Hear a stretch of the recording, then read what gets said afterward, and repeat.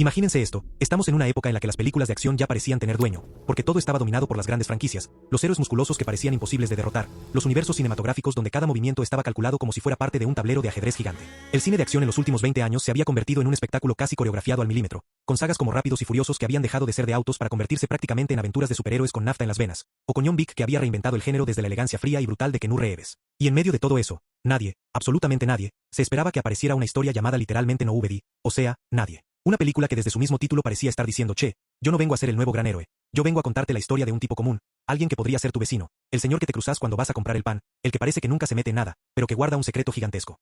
Y claro, de esa premisa tan rara, tan simple y a la vez tan explosiva, nació algo que después se transformaría en un fenómeno inesperado. Pero vayamos al origen, porque la semilla de todo esto empezó a germinar hace años en la mente de un guionista que tenía la experiencia de haber estado detrás de John Wick. Sí, porque no es casualidad que las vibras se parezcan, que los tiroteos parezcan bailes macabros y que la violencia tenga esa mezcla de brutalidad y estilo. El hombre detrás de la pluma fue Derek Kolstad, el mismo que había co-creado a ese asesino legendario que se volvió casi un mito contemporáneo. Pero claro, Kolstad no quería repetirse, no quería hacer simplemente John Wick 2.0. Quería otra cosa, algo que naciera de la idea de un tipo común, casi gris, que pudiera pasar desapercibido, pero que escondiera una vida pasada mucho más oscura de lo que nadie imaginaría. Y ahí es donde la idea de Nobody empezó a tomar forma. El contexto no podía ser mejor. En plena década del 2010 y entrando a la de 2020, el público ya estaba un poco saturado de héroes perfectos, de personajes que parecían invencibles. Había hambre de historias diferentes, de antihéroes, de gente que se equivocara, que se enojara, que no supiera cómo manejar la vida cotidiana. Y eso es lo que planteaba Hutch Mansell, el protagonista de Nobody, un hombre que parecía atrapado en la rutina, casi invisible para su familia, que sufría la frustración de no ser tomado en serio. Y sin embargo, esa invisibilidad era lo que lo hacía tan interesante, porque en el fondo era condeía un pasado lleno de secretos que tarde o temprano iban a explotar. Pero lo más loco de todo fue el actor elegido para interpretarlo. Porque si yo les digo que en una película de acción iban a poner de protagonista a Bob Odenkirk, más de uno se hubiera reído en mi cara. Bob Odenkirk, el tipo que la rompió en Breaking Bad y Better Call Saul haciendo de Saul Goodman, el abogado más trucho, carismático y brillante de la televisión, ese actor que venía del mundo de la comedia, del sketch, del humor absurdo, de repente iba a encabezar una historia de acción violenta al estilo de los thrillers más duros. Y la reacción natural fue, ¿qué? ¿Cómo que Bob Odenkirk, el abogado parlanchín, va a repartir trompadas y tiros como si fuera un exagente secreto? Sí, exactamente eso. Y ahí estaba lo interesante, porque nadie lo veía venir, y esa sorpresa terminó siendo uno de los motores más fuertes de la película. Lo que mucha gente no sabe es que Odenkirk no fue solamente la cara, sino también el corazón del proyecto, porque el tipo no se conformó con que le dieran un guión y actuar. No, él metió mano, aportó ideas, trabajó con Kolstad y con los productores para darle forma a la historia. Y lo más loco, se entrenó como un animal durante 2 años para poder hacer la mayoría de las escenas de acción sin dobles. Estamos hablando de un actor que ya pasaba los 50, que no venía de hacer acrobacias, que nunca había estado en películas de acción, y de repente se metió de lleno en un entrenamiento casi militar para poder estar a la altura. Eso le dio a Nobody una autenticidad tremenda, porque cuando lo ves a él peleando, no estás viendo un montaje con dobles o una edición frenética, estás viendo al mismísimo Bob Odenkirk rompiéndose el cuerpo para que la escena funcione. El proyecto también encontró su motor en un director que entendía cómo hacer brillar la violencia con estilo.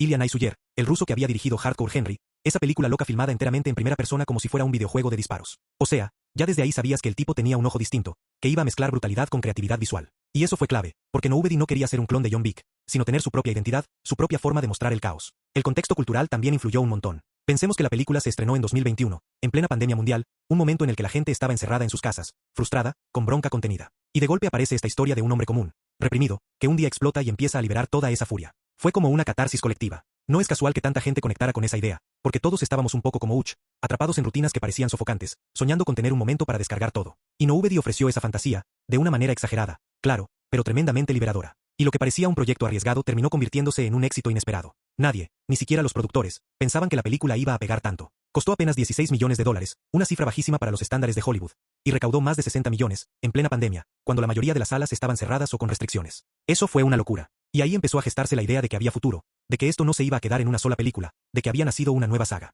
Pero antes de llegar a Nobody 2, lo interesante es entender cómo la gente abrazó a Hutch y a Odenkirk. El público no solo compró la historia, compró al personaje, se encariñó con él, con esa mezcla de vulnerabilidad y brutalidad, con ese aire de tipo común que oculta un monstruo. Y claro, el boca en boca fue lo que terminó haciendo que la película creciera, porque la gente salía del cine diciendo, che, ¿viste esa de Bob Odenkirk? Tenés que verla, no sabés lo que es.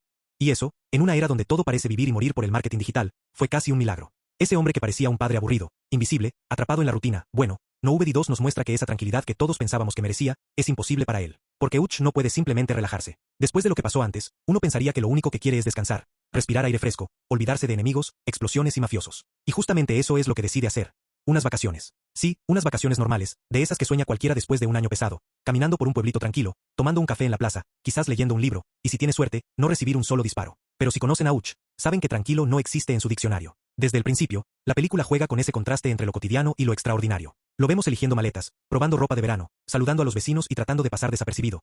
Y desde esos primeros momentos ya sentís que algo va a explotar. Y esta vez no va solo, decide llevar a su padre, un ex policía rudo, curtido por años de enfrentamientos, con una mirada dura y un código moral propio. Verlos juntos es un espectáculo. Uch intentando comportarse como hijo responsable y su padre, medio gruñón, medio sabio, observando todo con esa mirada de alguien que ha visto más de lo que querría admitir. La combinación de ambos genera humor natural, pero también tensión implícita. Cualquier cosa puede salirse de control en cualquier instante.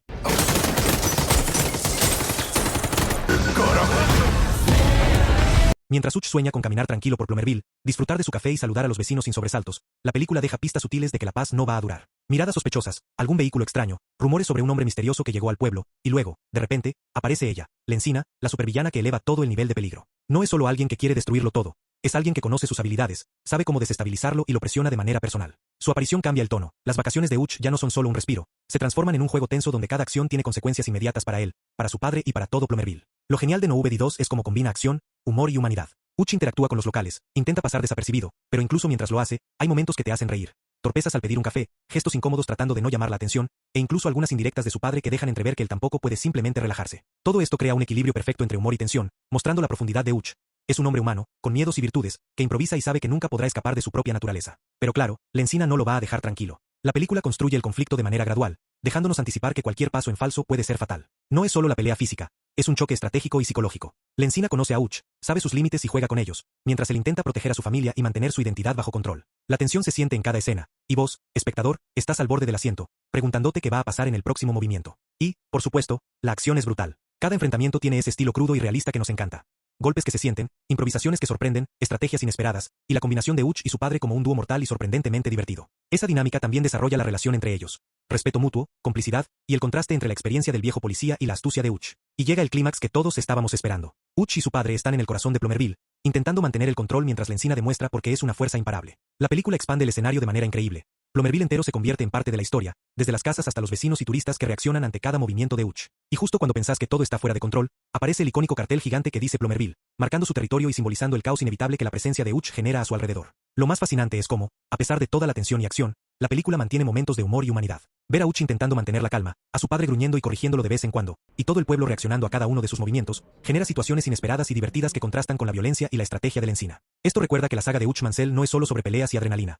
Es sobre cómo un solo hombre puede alterar todo un ecosistema, incluso en unas vacaciones que deberían ser pacíficas. Finalmente, la película cierra con una imagen que se queda grabada. El cartel de Plomerville transformado en un escenario donde Uch dejó su huella, y la sensación de que, aunque intentaba descansar, terminó generando un impacto enorme. Es un cierre que mezcla humor, tensión, asombro y adrenalina, dejándote con una sonrisa y la inevitable pregunta de qué será lo próximo para este don nadie que nunca deja de sorprendernos. Y bueno, chicos, después de todo esto uno se queda pensando, ¿ustedes qué harían si fueran un nadie y terminaran, sin querer, cambiando todo un pueblito con su presencia y enfrentando a una supervillana como Lensina junto a su padre rudo? Déjenme sus teorías y comentarios abajo, que seguro hay ideas locas que merecen ser leídas. Y si les gustó este viaje por No VD2, denle like, compartan y suscríbanse a Rebelbot para seguir explorando historias de locura, acción y personajes imposibles, pero totalmente inolvidables. Porque, seamos honestos, ¿quién no querría unas vacaciones donde termina dejando huella en todo un pueblo, aunque sea solo en la pantalla?